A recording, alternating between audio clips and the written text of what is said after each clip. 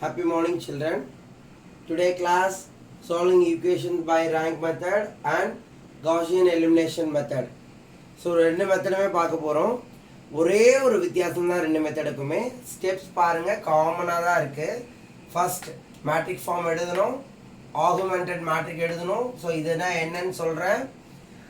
ஏ matric B மேட்ரிக்கை combine பண்ணுறோம், that's all. B மேட்ரிக்கை B காலம் matric தானே அது. ஸோ அந்த காலம் மேட்ரிக்கை ஆட் பண்ணுறோம் லாஸ்ட். அந்த கோடுன்றது ஏ மேட்ரிக் பி மேட்ரிக் செப்பரேட் பண்ணுற அந்த கோடு டாட்டர் லைனாகவும் நீ போட்டுக்கலாம். ஸோ ஆகுமெண்டட் மேட்ரிக் அது பேர். ஸோ செகண்ட் ஸ்டெப்பும் same. Reduce to row echelon form. Row echelon form கண்டிப்பாக கொண்டு வருவோம்.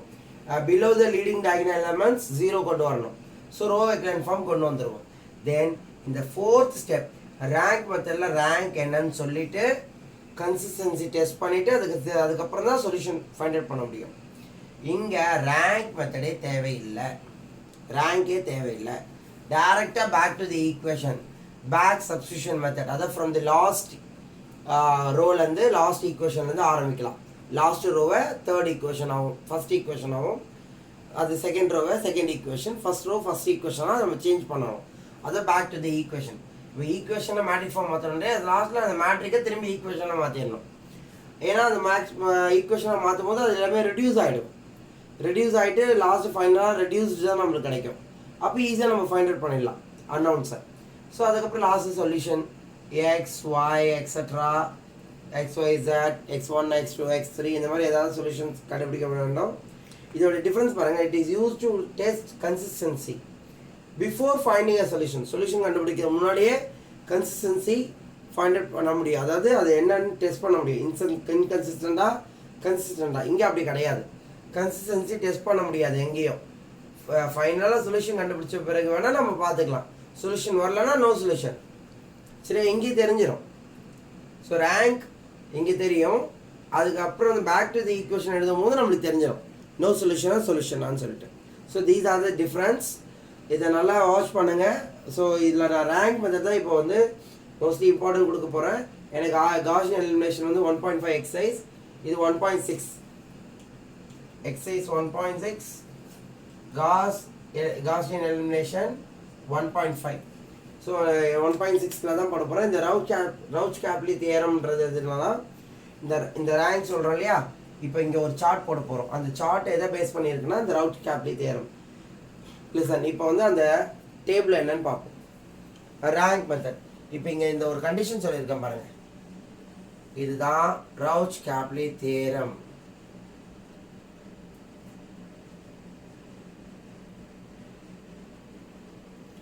ரவுச் கேப்லி தியரம். இந்த தியரம் சொன்னால் இந்த கண்டிஷன் தான் எழுதணும். 2 மார்க்ஸில் கேட்கும் போது ஒரு சிஸ்டம் ஆஃப் ஈக்குவேஷன்ஸ் கன்சிஸ்டண்டாக இருக்கணும்னா if and only if 2 ranks will be equal. கண்டிப்பாக ஈக்குவலாக இருக்கணும். சரி, நாட் ஈக்குவலாக என்றால் என்னன்னா இன்கன்சிஸ்டன்ட், நோ சொல்யூஷன் ஆப்வியஸ்லி. இப்போ ஈக்குவலாக இருக்குது சார், அப்போ ஏதாவது நம்பர் சொல்லுங்கள். 3x3 இருந்தால் 3ஆக இருக்கலாம், 2ஆக இருக்கலாம், 1ஆக இருக்கலாம். 2x2 மீன்ஸ் 2ஆக இருக்கலாம், இல்லை 1ஆக இருக்கலாம். 3x3 தான் உனக்கு ப்ராப்ளம் இருக்கும். மேபி 4x4 கூட உனக்கு இருக்கலாம். அன்னவுன்ஸ் எதை பேஸ் பண்ணியிருக்கோம்னா அன்னவுன்ஸ்ன்றது XYZ, அந்த X1 X2 X3. இப்போ அந்த ஈக்குவல் டு இப்போ ஒரு வேல்யூ வந்திருக்கு சரிங்களா. அந்த வேல்யூ ஈக்குவல் டு தி அன்னவுன்ஸாக இருந்தால், ஃபார் எக்ஸாம்பிள் ரேங்க் 3, ஸோ 3 அன்னவுன்ஸாக அங்கே இருக்குன்னா இட் ஹாஸ் யூனிக் சொல்யூஷன். இப்போ அன்னவுன்ஸ் அங்கே 3, பட் உனக்கு 2 ரேங்க்வே 2ன்னு வந்திருக்குன்னா லெஸ் தென் 3 தானே. So less than n, it has infinitely many solution. So இந்த 3 கண்டிஷன்ஸுமே MCQவில் கண்டிப்பாக உங்களுக்கு ஒரு கொஷின் கேட்க வாய்ப்பு இருக்குது. 100% இந்த சார்ட்டை பார்க்காம போகக்கூடாது எக்ஸாமுக்கு. சரிங்களா. Next exercise 1.6 first problem. Test for consistency and if possible solve the following system of equations by rank method. நான் ரேங்க் மெத்தட் தான் சால்வ் பண்ண போகிறேன். ஸோ அந்த ஸ்டெப்பு ரேங்க் எழுதுறது எப்படின்னு பார்க்க போகிறோம். அதுதான் எலிமினேஷன் மெத்தடில் இல்லை.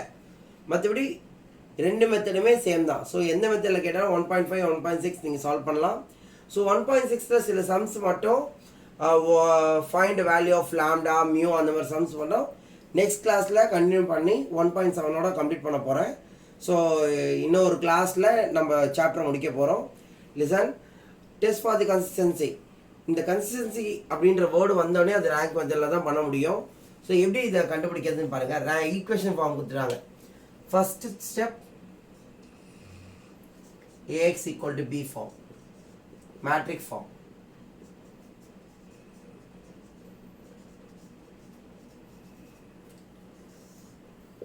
Coefficient matrix, unknowns equal to constants. AX B. Coefficient 1x, 1y, 2z. 1 minus 1, 2, constant 2. Unknowns x, y, z. Then listen. Second, 2, 1y, 4z. 2x, 1y, 4z. 2, 1, 4, constant 7. Last equation. 4 minus 1 plus 1 equal to 4. 4 minus 1 plus 1 equal to 4. So, இப்போ AXB matrix எழுதியாச்சு. Next, step 2. Augmented matrix.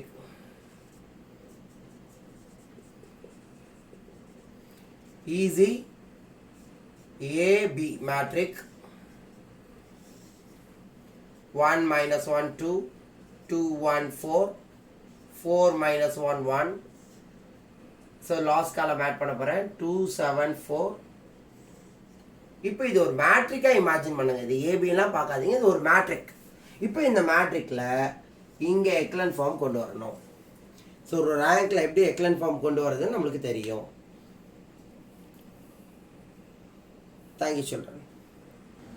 Step number 3. So step number 2 augmented matrix எழுதிட்டோம். Step number 3 reduce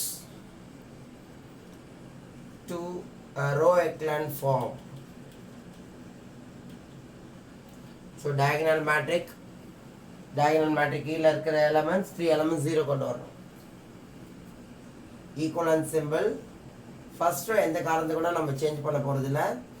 1 minus 1 2 2. am I right? Second ரோல இங்க பாருங்க 2 இருக்கு. So இங்க 2 ஆல multiply பண்ணிட்டு ஃபர்ஸ்ட் ரோ 2 ஆல மல்டிப்ளை பண்ணிட்டு மைனஸ் பண்ணா 0 கிடைச்சிரும். ஸோ இந்த இடம் இல்லையா, ஃபர்ஸ்ட் இந்த இடமும் இந்த இடமும். அதே மாதிரி ஃபர்ஸ்ட் ரோல 4 ஆல மல்டிப்ளை பண்ணிட்டு R3 ரோ 3 மைனஸ் பண்ணா உங்களுக்கு 0 கிடைச்சிரும். ஸோ ரூல்ல எழுதுற பாருங்க. R2 change 2R1 minus R2. R3 change 4R1 minus R3. 2 multiply பண்ணா என்ன வரும் சொல்லுங்க. 2 1s are 2 minus 2 4 2 2s are 4. Again R2 ல என்ன இருக்குன்னு பாருங்க. 2 1 4 7 2 1 4 7. Subtraction symbol. So change பண்ணுங்க செகண்ட் ஈக்குவேஷன்ல. அது ஈக்குவேஷன் மாதிரி தான் அது. So 2 2 cancel பண்ணா 0 minus 3 minus 1 minus 2 addition. So minus 3 4 4 cancel. So plus 4 minus 4 cancel. 4 minus 7 the greater number symbol 3 subtraction 7 7ல 4 போச்சுன்னா so 3. ஸோ இதெல்லாம் ஈஸியாக உங்களுக்கு தெரியும். 0 minus 3 0 minus 3.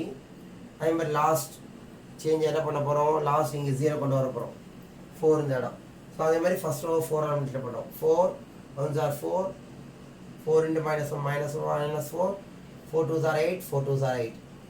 தென் லாஸ்ட் ரோவில் என்ன இருக்குது. 4 minus 1 1 of 4 minus plus minus minus 0 minus 3 7 4.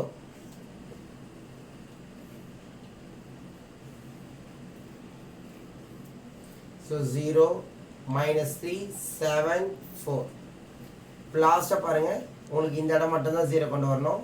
First 2 rows நம்ம change பண்ண போகிறதுல 1 minus 1 2 2 0 minus 3 0 minus 3. R3 change. So ரெண்டுமே சேம் வேல்யூ. சப்ட்ராக்ட் பண்ணா கேன்சல் ஆயிடும். R2 minus R3. 0 minus 3 0 minus 3 0 minus 3 7 4. Subtraction பண்ணா simple change பண்ணணும். So 0 0 minus 7 ஃபைனலா minus 7. So 0 0 minus 7 minus 7. So இது வரைக்கும் ரோ எக்லன் ஃபார்ம் வந்துருச்சு. The last equivalent matrix is as row echelon form. Step number 4. to find rank of A, rank of A comma B.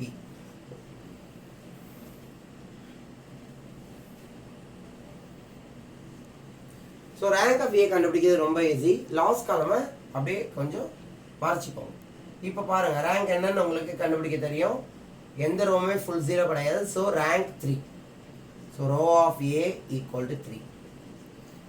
Full matrix இப்போ பாருங்கள், ஏ comma பியில் full மேட்ரிக்கை பாருங்கள். Full மேட்ரிக்கும் பார்த்தா உங்களுக்கு தெரியும் எந்த ரோவுமே ஃபுல் ஜீரோ கிடையாது. So rank of A comma B, AB matrix 3. ரெண்டுமே ஈக்குவலாக இருக்கா? போத் வில் பி ஈக்குவல்னோ. ஸோ ஈக்குவலாக இருக்கிறத பார்த்தாச்சு. Both equal to the 3. how many unknowns? இங்கே பாருங்க, x, y, z. So 3 unknowns. இங்கே ரேங்க்கும் 3 தான் வந்திருக்கு. So equal to the unknowns, number of unknowns. So இந்த மாதிரி ஈக்குவல் டு தி அன்னவுன்ஸாக இருந்தால், தென் ஈக்குவலாக இருந்தாவே consistent. Okay, equal to the அன்னவுன்ஸாக இருந்தால் it has unique solution. So இதை மட்டும்தான் இங்கே எக்ஸ்ட்ரா காஸ் எலிமினேஷனை தவிர இங்கே ரேங்க்ல எழுத போகிறோம். Consistency first question test consistency சொன்னாங்களா? இப்போ it is consistent, it has unique solution. So condition check பண்ணியாச்சு. இஃப் பாசிபிள் சால்வ் பண்ண சொல்லியிருக்காங்க இல்லையா? முடிஞ்சதுன்னா சால்வ் பண்ணுங்க. ஸோ கன்சிஸ்டன்ட், ஸோ சால்வ் பண்ண போகிறோம். எப்படி சால்வ் பண்ண போகிறோம்? Back to the equation. Back to the equation. Back to the equations. இதுக்கு என்ன பேர் அப்படின்னா method of back substitution. Back substitution அதாவது லாஸ்ட் காலம்லேருந்து எடுக்க போகிறோம். லாஸ்ட் காலம் என்னன்னு பாருங்க. இது x value, y value, z value. இது கான்ஸ்டன்ட். ஸோ ஜட்டோட மல்டிப்ளை பண்ண என்ன வரும் எனக்கு? -7z equal to -7. So equal to -7 -7 cancel பண்ணிடலாமா? So -7 divide by -7 equal to 1. இது last equation. Third equation reduce ஆனது இப்படி தான் ரெடியூஸ் ஆயிருக்கு. செகண்ட் ஈக்குவேஷன் எப்படி ரெடியூஸ் ஆயிருக்கு? -3y, ஏன்னா எக்ஸ் இல்லை, இசட்டும் இல்லை. -3y equal to constant -3. So y equal to -3y -3 equal to 1. Suppose z இருந்தால் நம்ம கண்டுபிடிச்ச z வேல்யூ அங்கே அப்ளை பண்ணணும். இப்போ ஆட்டோமேட்டிக்காக அங்கே z வேல்யூ இல்லை, ஈஸியாக போச்சு. ஈக்குவேஷன் நம்பர் 1 ஃபர்ஸ்ட் ஈக்குவேஷன் தான் நம்மளுக்கு இங்கே கிவன்லேயே கொடுத்துருக்காங்க. ஃபர்ஸ்ட் ஈக்குவேஷன் மாற்றவே இல்லை, நம்ம அப்படியே எடுத்து எழுதிக்கலாம். 1x minus 1y plus 2z equal to 2. இதில் xy வேல்யூ சப்ஸ்டியூட் பண்ணோம், yz வேல்யூ சப்ஸ்டியூட் பண்ணுறோம்னு வச்சுக்கோங்க. x கிடச்சிருமா? 1 சப்ஸ்டியூட் பண்ணுறோம். So 1x minus 1 of 1 plus 2 of 1 equal to 2. 1x equal to minus 1 plus 2 equal to 2. 1x, so 2ல் 1 பச்சுனா 1, again subtract பண்ணுறோம்.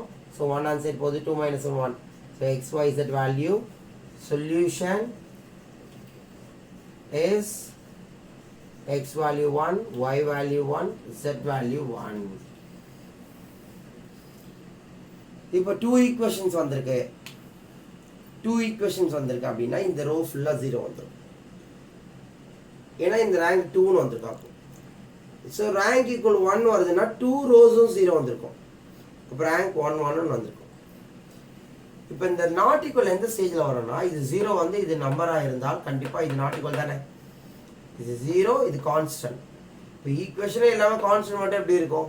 So அந்த இடத்துல கண்டிப்பாக அது நோ சொல்யூஷனாக இருக்க வாய்ப்பு இருக்குது. அப்போ இது ரேங்க் 2ஆக இருக்கும், அது ரேங்க் 3ஆக இருக்கும். நாட் ஈக்குவல்னா இன்கன்சிஸ்டன்ட், நோ சொல்யூஷனாக இருக்கும். ஸோ சொல்யூஷன் வந்தால் ஒரு சொல்யூஷன். இது இன்ஃபினிட் நியூமரிக் சொல்யூஷன்லேயே பாருங்களேன். இப்போ வந்து உங்களுக்கு ரேங்க் 2 வந்திருக்கு. 2 ஈக்குவேஷன்ஸாக இருக்குது. ஸோ 3 unknowns இருக்கும். 2 equations, 3 unknowns. 2 equations, 3 unknowns. அப்போ உங்களுக்கு பாருங்க, நாட் ஈக்குவல். அப்போது ஒன்றை நம்ம ரெடியூஸ் பண்ணணும். ஸோ ஒரு அன்னவுனுக்கு நம்ம என்ன பண்ணுறோம், ஒரு கான்ஸ்டன்ட் புட் பண்ணுறோம். ஏதாவது ஒரு அன்னவுன் லாஸ்ட்டில் இசட் இருந்தால் இசட்டுக்கு கேன்னு கொடுத்துக்கோங்க. K belongs real number. So இசட்னு எடுத்துக்கிட்டு நம்ம புட் பண்ணணும், அவ்வளோதான். இது சேம் கண்டிஷன். இங்கே இசட் கிடச்சிருச்சு. ஸோ இசட் இல்லை, லாஸ்ட் காலமே இல்லைனா இசட், லாஸ்ட் ரோவே இல்லைனா இசட் இல்லை. ஸோ இசட்டுக்கு நம்ம கான்ஸ்டன்ட் கொடுக்கணும். ஸோ லாஸ்ட் 2 rows இல்லைனா 2 unknowns ரெடியூஸ் பண்ணணும். ஏன்னா ஒரு ஈக்குவேஷன் தான் இருக்கும், 3 unknowns இருக்கக்கூடாது. ஸோ 2 unknownsக்கு நம்ம புட் பண்ணுற வேல்யூ எஸ்டி, K1 K2 என்ன வேணால் புட் பண்ணலாம். ஸோ நான் ஒரே ஒரு ப்ராப்ளம் தான் எக்ஸ்பிளைன் பண்ணியிருக்கேன். நீங்கள் இதில் நிறைய ப்ராப்ளம் போட வேண்டியது இருக்குது. ஏன்னா இப்போ நானே போட்டு எல்லாத்தையும் உங்களுக்கு சொல்லிட்டேன்னா க்ரியேட்டிவ் மைண்டே இல்லாமல் போயிடும். ஸோ சால்வ் பண்ணுங்கள், டவுட்ஸ் கேளுங்க, கிளாரிஃபை பண்ணுறேன். அப்போ தான் உங்களோட இந்த ரூல்ஸ்லாம் வந்து நீங்கள் என்ன வேணால் யூஸ் பண்ணலாம். ஸோ R2 - 2 R1 இதெல்லாம் உங்களோட க்ரியேட்டிவ் மைண்டு. நீங்கள் at a time 2 rules use பண்ணணும், அதுதான் கண்டிஷன். மற்றபடி எல்லாமே சேம். Listen carefully. அந்த ஸ்டெப்ஸை ஃபாலோ மைண்டில் வச்சுக்கிட்டிங்கன்னா எந்த சம் 100 சம் கொடுத்தா கூட உங்களால் சால்வ் பண்ண முடியும். சரியா? 100 ப்ராப்ளம்ஸ் இதே மாதிரி 3 equations 4 equations கூட கொடுப்பாங்க. அப்போ 4 equations கொடுத்தா இப்போ ரெண்டு கம்பைன் பண்ண 4x4 வரும். அந்த 4x4 வரும்போது கண்டிப்பாக லாஸ்ட் ஈக்குவேஷன் மேபி 0வாக இருக்க வாய்ப்பு இருக்குது. 4x4ல் லாஸ்ட் ரோ ஃபுல் 0 வந்துடும். சரிங்களா? அப்போ நீங்கள் அந்த கை வச்சுட்டு மறைக்கும் போது, இப்போ இப்படி மறைக்கும் போது ரேங்க் என்னன்னு தெரியும் உங்களுக்கு. 3x4ஆக இருக்கும். ஸோ அப்போ 3ல் தான் ரேங்கே இருக்கும். 3 3ன்னு போட வேண்டியதுதான். அதே 4x4ல் வரும்போது மேக்ஸிமம் ரேங்க் 4. ஸோ ஒரு ரோ எடுத்துகிட்டா அதுலேயும் 3 வர சான்ஸ் இருக்குது. ஸோ அந்த மாதிரிலாம் போடணும். 4 equations இது வரைக்கும் நீங்கள் சால்வ் பண்ணியிருக்க மாட்டீங்க. ஸோ நம்ம சிலபஸில் 4 equations இருக்குது, சால்வ் பண்ண போகிறீங்க. ஸோ சால்வ் பண்ணுங்கள். தேங்க்யூ சொல்கிறேன்.